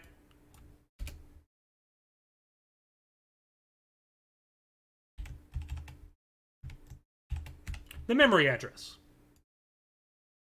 So I've commented out in point. I have commented out my toString method, and when I print, it prints point at memory address. If I use toString, it instead prints 2, 3. Is this because every class inherits from the object class? That is true, but most students are probably not going to understand that. But it is true that this is because the default object class behavior is name of the class at memory address. And if you don't understand that, don't worry, because we are going to talk about that next week, but not today. So, in order to change the default behavior of toString, that is whatever happens when I print, I had to write my own method. The default behavior of equals equals, default behaviors.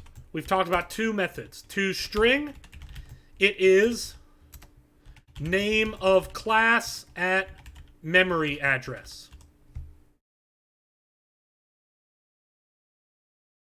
The default behavior of equals is equals equals. That is, do they have the same memory address? I want to change this behavior. I want to say, I will not be uploading the Notepad document. No. Because actually all this is covered in the slides. All of this is covered in the slides. I just don't like pulling up PowerPoint and hiding the code as a result of that. Do they have the same memory address? That's the question. I guess, there's no harm in uploading it. Just realize I'm not going to clean it up at all. It's going to just be this raw stream of consciousness that you see before you. So yeah, I'll upload it. It just probably won't make any sense. Sorry. There's no harm. I'm going to upload all my code today, except Pez Dispenser, because I've already uploaded a finished Pez Dispenser. But I'll upload Point and Point Demo and Pez Demo. It's just that they're not as clean as the ones I've already uploaded. Anyway. I want to change this to say 2 points are equal if X and Y are equal. for both points. That is to say,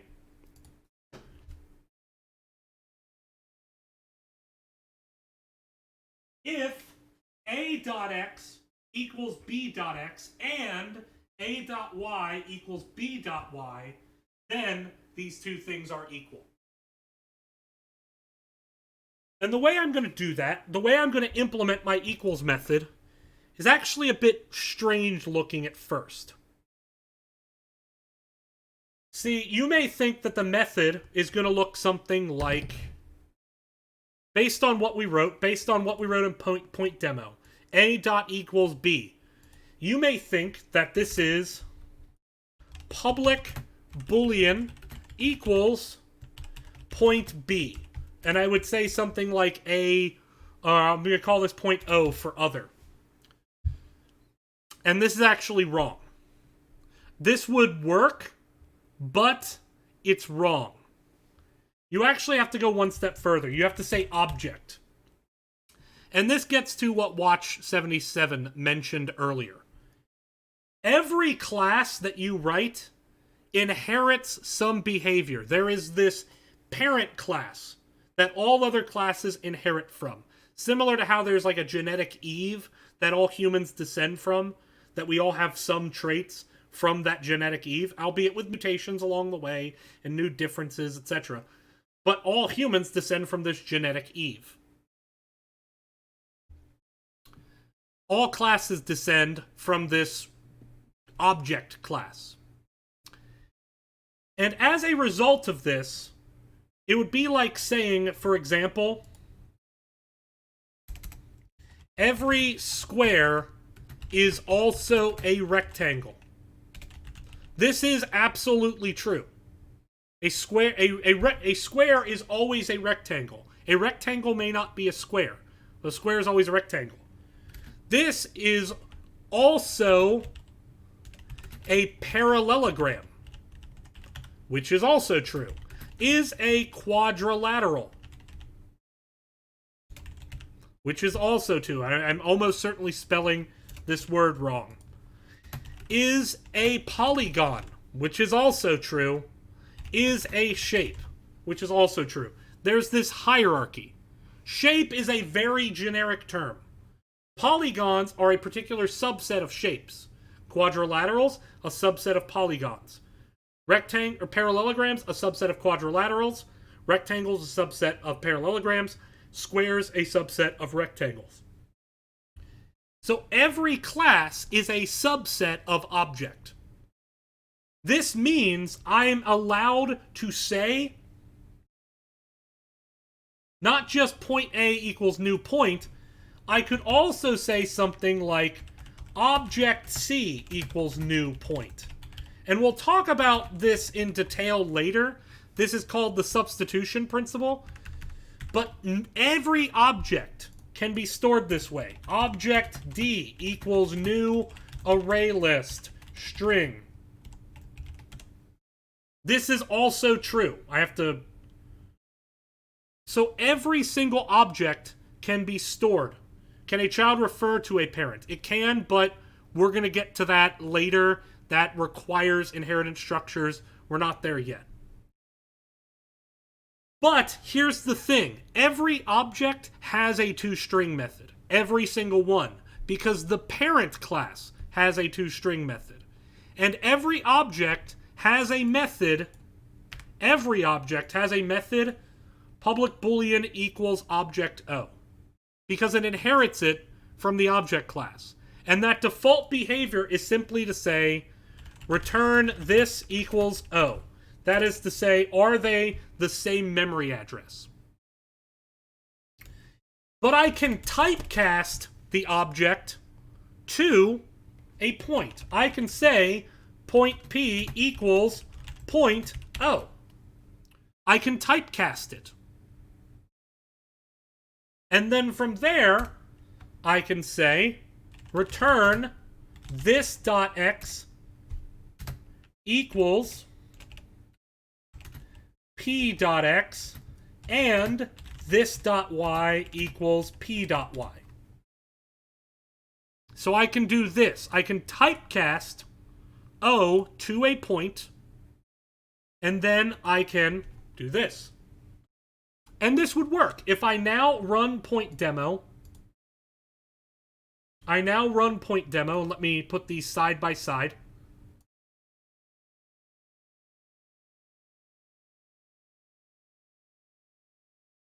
You'll notice that now it's printing true. But you have to be careful with this, because I'm actually not done with my point method yet. Here's a question. Does that point equal this cup of water? Does 0.23 equal this cup of water?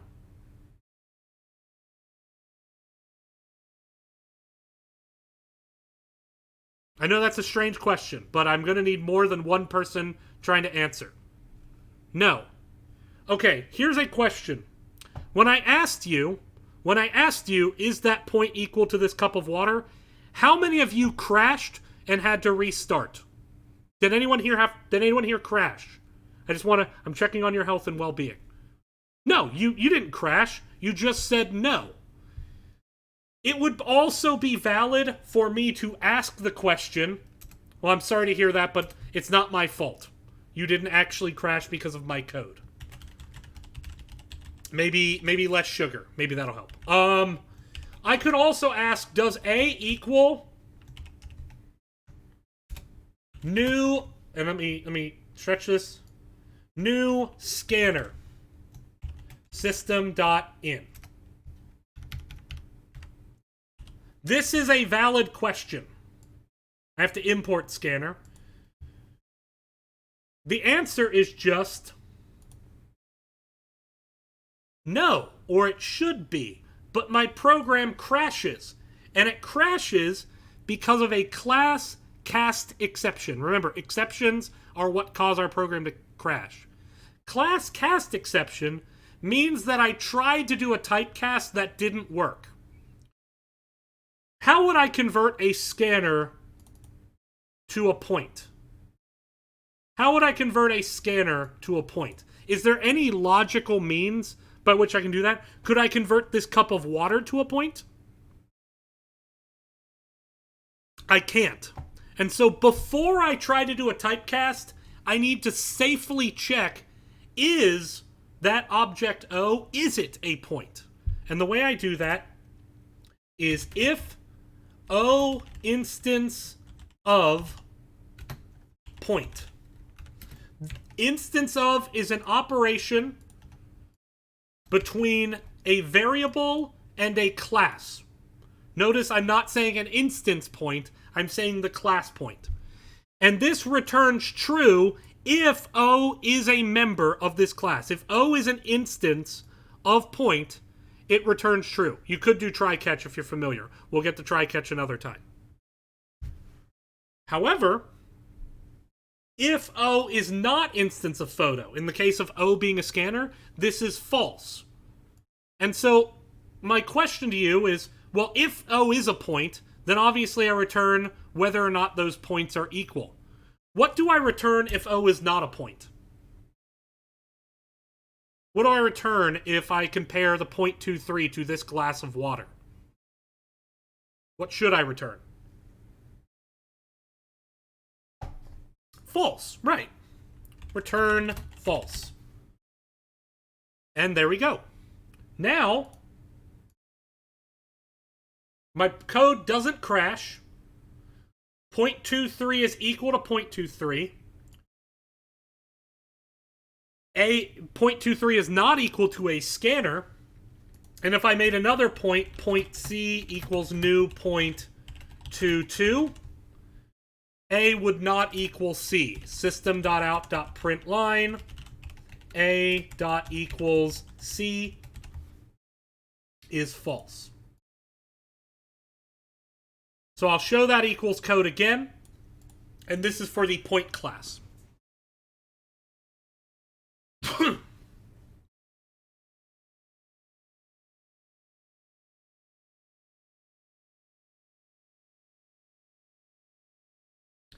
The last thing I'm going to do is I'm going to put this class in another class. I'm going to make a class called Polygon. new class polygon. And a polygon is just a series of straight lines between points. And that's what I'm going to make. In order to do that, I need a set of points. And this set of points could be, I could have 4 points in a quadrilateral, or 5 for a pentagon, or 10 for a whatever that is called. The point is, I need some list of points to serve as the endpoints of the polygon's edges. So, I can make an array list of points as a field. That is, this is going to be a private field. And then from there, I can write a method, public void add point P, and I'm simply going to add points.add P. I'm going to add that point to the polygon. So let's test this and see if this works. What will happen? And let's go ahead. We can just do an empty constructor. We don't really need to do anything with polygon, so we can just say that. Leave it empty for now. So let's test this, and I can write a main method right here. Public static void main string args. Polygon poly equals new polygon. And then poly.add point new point 1 1, new point 1 2, new point 2 2, and new point 2 1. So this would be a square. Why do we use a diamond instead of because that's the rules. That's why. There's not a better reason. It's just the rules. This is used to denote a generic typing. So array lists are generic. And that means that you can make an array list of points or an array list of strings or an array list of integers, whatever you want at the time. You don't use parentheses for that because you're not passing in an argument. You're specifying a type. So let's run this code and let's see what happens. Uh-oh. This is going to be your worst enemy for this class. You are going to see this and you are going to weep for all the choices that made you arrive at this point. A null pointer exception. If you've ever heard the phrase segfault, that's what this is. Here's why. You're crashing at line 11. You're trying to do points.add P. Here's what's causing that. What is the value of points? Oh wait, I never initialized it. What is the I never changed the value of points to be anything. What's the default value of every object? Null. Null is the default value of every object. And I have a minute left, so I'm going to finish this up. So this is exactly the same as saying null.add P. But there's a rule in Java. Because remember, null is nowhere. Null is no object. Anytime you have null dot, your program crashes. And it crashes with a null pointer exception. When you have an object inside of another object, you have to initialize that object. And so, I have to say ahead of time, points equals new array list point. I have to initialize my list. Until I initialize it, it doesn't exist. But now that it does exist, this code does not crash at all. Doesn't crash at all. It runs, all the points get added. I could break it down and show everything gets added correctly, but that's it. So with that, I will upload this code. You do have a daily activity today. It is uploaded. It should be visible now. Let me make sure of that. Yes. So it is uploaded. It is visible. It is due tonight. Hang on. That's not actually... I'm not on the right class. That is from a previous term. Here we go. And here we go. You're going to use a rectangle. You're just going to write rectangle.java. You're going to add getters and setters. And you're going to add a toString method, and that's it. If you want, I would encourage you to add an equals method. You are not required to. With that, apologies for running a minute over, but that will be class today. And I will see everyone on Monday. Remember, no class tomorrow because of Juneteenth. Do get started on homework 1. On Colab, the assignment... So the schedule did say... So I want to be clear. The schedule did say it was due Monday, and then class got canceled. And because of that, I don't think it's a good idea for me to count a day towards the assignment where we don't have class, because it's one less opportunity to ask questions. So I'm not going to have Quiz 3 tomorrow. Quiz 3 will come out Monday. I do thank you for your patience. They told me class was canceled tomorrow at 1 p.m. yesterday. And so I'm still trying to figure out what 5% of the class I am cutting, because I have to cut 5% of the class. So I apologize that the schedule does not reflect that yet. It will by the end of today. I will make decisions. So Quiz 3 will go out Monday. Well, I think it's for a good cause. I want to be clear. I'm not bitter. I think canceling class tomorrow makes sense, given the moment in national history we are in, given the relevance that slavery has had and still has on our country. I think it is worth taking this holiday. I want to be clear. I'm not at all bitter. I just want you to understand why things are a little hectic right now. So you have quiz 0 and 1 due tonight. Homework 1 released today, due next Tuesday, not Monday. I will update the course schedule to reflect that. Quiz 3 will not go out until Monday.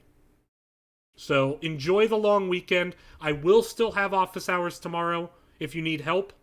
That's why I encourage you to start on the homework early. But otherwise, I will see everyone on Monday. Have a great weekend. Thank you.